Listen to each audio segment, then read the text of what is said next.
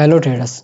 आपने बहुत सारे वीडियोस में देखा होगा या कहीं भी पढ़ा होगा कि अक्सर सप्लाई जो डिमांड यहाँ पे वर्क करता है, हमें जस्ट सिंपली ये देखना होता है कि जहाँ से एक तगड़ी मोमेंटम आई हो और जहाँ से एक तगड़ी सेलिंग आई हो, उसको हम क्या है कि सप्लाई और डिमांड कहते हैं। बट आपने ये पूरी तरीके से गलत नॉलेज यहाँ पर लिया हुआ है। आज की वीडियो में आपको यहाँ पे बताऊंगा किस तरीके से आप यहाँ पे सप्लाई और डिमांड का यूज करके बाय और सेल कर पाओगे। और उससे बड़ा इम्पोर्टेंट ये है कि यहाँ पर हम कैसे उस सप्लाई और डिमांड की एक्यूरेसी को कैसे इंक्रीज कर पाए। ठीक है, अक्सर देखा जाए तो यहाँ पर जैसे हमारे लिए एक डिमांड है। ठीक है, क्या है ये हमारे लिए एक डिमांड है। तो अक्सर ये तो चलो डिमांड है, ठीक है, प्राइस इस लेवल पे आ रहा है तो इस लेवल से क्या है कि बाइंग का चांसेस सबसे ज़्यादा है, प्रोबेबिलिटी सबसे ज़्यादा है। तो प्राइस जब इस लेवल पे आता है तो हम एंट्री करते हैं, तो क्या होता है कि प्राइस थोड़ा सा नीचे आने के बाद हमारे स्टॉप लॉस हिट करने के बाद फिर उसके बाद एक तगड़ी मोमेंटम यहाँ पर देती है। तो ये कैसे है? ठीक है, तो इसका ये मतलब है कि आपके पास हाई प्रोबेबिलिटी वाला सेटअप एक्यूरेसी नहीं है। ठीक है, तो सिंपली यही मैं इस वीडियो में आपको बताऊंगा किस तरीके से आप हाई प्रोबेबिलिटी सेटअप यहाँ पर बना पाओगे सप्लाई और डिमांड को। देखो सिंपल सा, आपको क्या करना है कि यहाँ पर 15 मिनट टाइम फ्रेम का यूज करना। अब देखो टाइम फ्रेम बहुत ज्यादा यहाँ पे इंपॉर्टेंट करेगा। ठीक है, किस तरीके से वो मैं अभी आपको बताता हूँ। आपको जस्ट सिंपली बड़े टाइम फ्रेम के सप्लाई और डिमांड को फॉलो करना है। ऐसा नहीं है कि हमें जो लोअर टाइम फ्रेम के सप्लाई डिमांड है हमें उनको फॉलो करना है, ऐसा बिल्कुल भी नहीं। ठीक है, सिंपली हमें हायर टाइम फ्रेम के जो सप्लाई डिमांड है उनको हमें फॉलो करना है यहाँ पर। उसके साथ साथ देखो कुछ चीजें हैं वो भी हमें यहाँ पे करने पड़ेंगे। ठीक है, उसको फुलफिल करने पड़ेंगे, वो क्राइटेरिया जब होगा तब ये वर्क करेगा। अब जैसे देखो एग्जाम्पल में यहाँ से एक अच्छी खासी सेलिंग आई। ठीक है, तो अब ये जो कैंडल जहां से सेलिंग आई है ये कैंडल हमारे लिए क्या हो जाएगा, यहाँ पर सप्लाई हो जाएगा। ठीक है, क्योंकि ऊपर सप्लाई होता है नीचे डिमांड होता है, सप्लाई पर से सेलिंग आती है और डिमांड से हमें बाइंग देखने को मिलता है। और इसके साथ साथ आपको ये भी देखना है कि उस सप्लाई के पास कोई एफवीजी है या नहीं है, फेयर वैल्यू गैप है या नहीं है। ठीक है, वो भी देखना है। और उसके साथ साथ एक चीज और आपको देखना है कि अक्सर जब भी प्राइस क्या होता है कि अगर ये सप्लाई के पास जाती है, ठीक है, सप्लाई के पास जाने के बाद ये यहीं से रिवर्सल का चांसेस सबसे ज्यादा यहाँ पर हो जाता है। अगर देखा जाए तो जो सप्लाई हमें यहाँ पर देखने को मिल रहा है, ठीक है, ये इसको टच करके भी रिवर्सल हो सकता है और ये भी हो सकता है कि ये थोड़ा सा ऊपर जाने के बाद भी। तो अक्सर जब भी सप्लाई और डिमांड पे अगर आपको ट्रेड करना है तो आपको वो जो सप्लाई डिमांड जो देखने को मिल रहा है उसका 50% आपको एरिया निकाल के रख लेना है। ठीक है, अब जैसे देखा जाए एग्जाम्पल मैं आपको यहाँ पे दिखा रहा हूँ प्राइस रेंज टूल का यूज करके। अब जैसे यहाँ से लेकर यहाँ तक ये कितने पॉइंट का है, चलिए हम ले लेते हैं 0.110% का, मतलब 23 पॉइंट।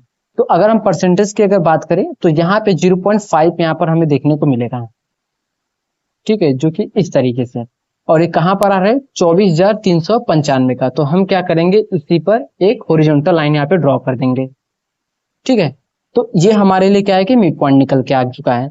तो जब तक प्राइस, ठीक है, अब ऐसे मोमेंटम करते हुए अपसाइड जा रहा है, जब तक प्राइस इस लेवल को टैप करके सेलिंग नहीं आता तब तक हमें सप्लाई पर यहाँ पे सेल नहीं करना है। ज्यादातर क्या होता है, अभी मैंने आपको स्टार्टिंग में बताया कि ये पहले फर्स्ट यहाँ पे टच करता है, थोड़ा सा रिवर्सल के बाद भी हमारे स्टॉप लॉस हिट करने के बाद फिर तगड़ी यहाँ पर सेलिंग देखने को मिलता है। यही रीजन है। ठीक है, और इसके साथ साथ देखो जब भी आप सप्लाई पर सेल कर रहे हो या डिमांड पे बाय कर रहे हो तो अक्सर कैंडल स्टिक का होना बहुत ज्यादा इंपॉर्टेंट है, उसको नॉलेज। ठीक है, अब जैसे प्राइस गया तो अब इसको टच किया तो हमें तुरंत सेल कर देना चाहिए, इसको टच किया सेल ना, ऐसा नहीं। इसके साथ साथ हमें कुछ कंफर्मेशन भी यहाँ पे चाहिए होता है। ठीक है, ताकि ये वर्क करेगा या नहीं करेगा। ठीक है, अब इस लेवल पे हमें एक बेयरिश कैंडल या एक इन्वर्टेड हैमर कैंडल और इसको अगर टच करके बनता है तब तो फिर इसकी जो प्रोबेबिलिटी है वो इंक्रीज हो जाती है। ठीक है, अगर किसी भी लेवल को, मैंने बहुत सारे वीडियोस में आपको बताया हुआ है कि देखो लेवल को टच करना बहुत ज्यादा इंपॉर्टेंट है। अगर वो लेवल को टच नहीं करता है तो वो अगर वहां से रिवर्सल होता है तो रिवर्सल का चांसेस बहुत ही कम रहता है यहाँ से। ठीक है, क्योंकि ये उस लेवल को टच करने के लिए जा सकता है दोबारा। ठीक है, दोबारा वो उस लेवल को टच करने के लिए जा सकता है। अगर आप अपने मंजिल के पास जा रहे हो, यहाँ से जा रहे हो जा रहे हो जा रहे हो, तो आप पूरे मंजिल के पास जाओगे या पहले से ही? अगर आप पहले से ही रिटर्न हो जाओगे तो फिर आपको यहाँ पे जाना ही है जाना। ठीक है, कि मैं यहाँ पे काम कंप्लीट करके आऊं, तो ये रीजन होता है। ठीक है, तो लेवल को अगर टच करके अगर गिरता है तब तो अच्छा खासा वर्क करता है। ठीक है, वहीं अगर मैं डिमांड की बात करूं तो डिमांड अगर देखा जाए तो यहाँ पर देखो, और फेयर वैल्यू गैप की अगर मैं बात करूं, ठीक है, फेयर वैल्यू गैप हमें यहाँ पर देखने को मिल रहा है। अगर देखा जाए इस तरीके से देखो, मीट कर रहा है नहीं, ये देखो आप, फेयर वैल्यू गैप ये मीट कर रहा है या नहीं, ठीक है, अच्छा खासा यहाँ पर हमें एक फेयर वैल्यू गैप देखने को मिला है। अब इसी को बहुत लोग कहेंगे एसएमसी की लैंग्वेज में, ये तो हमारे लिए ऑर्डर ब्लॉक भी हो गया और ये फेयर वैल्यू गैप हो गया, ठीक है। तो अक्सर आपको सप्लाई और डिमांड सेम आपको ऑर्डर ब्लॉक के जैसे देखने को मिलेंगे, ठीक है। फेयर वैल्यू गैप तो फेयर वैल्यू गैप होता ही है एफवीजी, ठीक है। सप्लाई और डिमांड आपको ओडी ऑर्डर ब्लॉक के जैसा ही देखने को यहाँ पर मिलेगा, बट इसके रूल कुछ अलग है, ठीक है। यही बात है कि सप्लाई और डिमांड अलग कहलाते हैं ऑर्डर ब्लॉक से। अब ये तो सप्लाई का हो गया। डिमांड का अगर हम बात करें तो प्राइस इसके अपसाइड चल रहा है, यहाँ से एक अच्छी खासी रैली अपसाइड मोमेंटम हमें देखने को मिला। तो अब यहाँ पर क्या हो जाएगा, जहां से हमें देखने को मिला, तो ये जो कैंडल है, ठीक है, ये क्या हो जाएगा हमारे लिए, डिमांड हो जाएगा। और इसके साथ साथ अब देखो, क्या यहाँ पर इस कैंडल का इस कैंडल को मीट कर रहा है एफवीजी के लिए? बिल्कुल भी नहीं। अब इस कैंडल से अब इस कैंडल को देखेंगे, क्या मीट कर रहा है? एकदम अच्छे तरीके से यहाँ पे मीट कर रहा है क्या, एफवीजी का। अब बहुत लोग कहेंगे भाई यहाँ एफवीजी का क्या रोल है, ठीक है, अभी मैं एफवीजी का आपको रोल बता रहा हूँ। देखो, दो तरीके से आप सप्लाई और डिमांड पे एंट्री कर सकते हो। एक तो एक एफवीजी पे हम कर सकते हैं और एक डिमांड पर कर सकते हैं, जो कि 50% लेवल मैंने आपको बताया। तो अगर आप एफवीजी पर करते हो तो इसकी एक्यूरेसी कम से कम 70% रहती है, ठीक है। और अगर आप और भी सेफली जाना चाहते हो तो इसकी एक्यूरेसी अगर 90% को टच करके जाती है तो इसकी एक्यूरेसी 90% तक यहाँ पे इंक्रीज हो जाती है, अगर ये 50% लेवल को टच करके जा रहा है।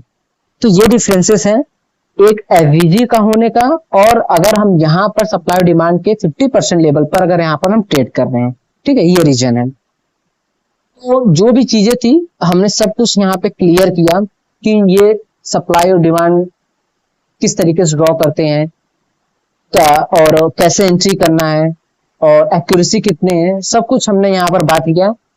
अगर आपको इससे रिलेटेड कुछ भी डाउट है सप्लाई डिमांड से, तो देखो इसका आप यूज किसी भी स्टॉक मार्केट इंडेक्सेस, ठीक है, किसी भी में कर सकते हो, ठीक है, ट्रेडिंग इंडेक्सेस, यहाँ पर बीटीसी गोल्ड, किसी में भी सप्लाई डिमांड अच्छा यहाँ पे वर्क करता है। तो वीडियो देखने के लिए थैंक्स फॉर वॉचिंग।